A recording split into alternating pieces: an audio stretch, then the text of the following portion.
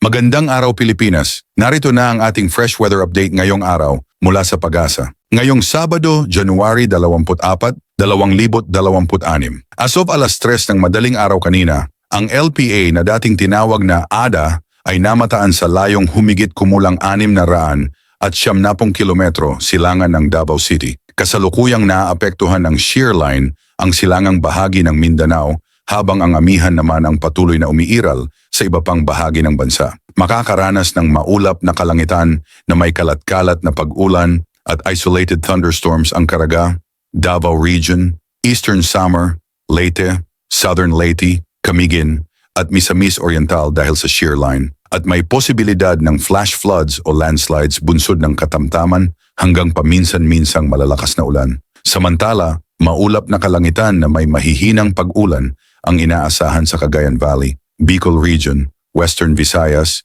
natitirang bahagi ng Eastern Visayas, Northern Mindanao, Apayao, Kalinga, Mountain Province, Ifugao, Aurora, Quezon, Marinduque, Romblon at Oriental Mindoro dulot ng Northeast Monsoon, ngunit walang inaasahang malaking epekto. Sa Metro Manila at sa nalalabing bahagi ng bansa, bahagyang maulap hanggang maulap na kalangitan na may isolated light rains ang mararanasan. Para naman sa kondisyon ng hangin at karagatan, asahan ang malakas hanggang gale force na hangin mula northeast hanggang north sa silangang bahagi ng Visayas at Mindanao na magdudulot ng maalon hanggang napakaalon na karagatan na may taas ng alon na mula 2.8 hanggang 4.5 metro. Katamtaman hanggang malakas na hanging amihan naman ang mararanasan sa silangang bahagi ng Luzon na may katamtaman hanggang maalon na karagatan na umaabot sa 2.5 hanggang 3.7 metro. Sa natitirang bahagi ng bansa,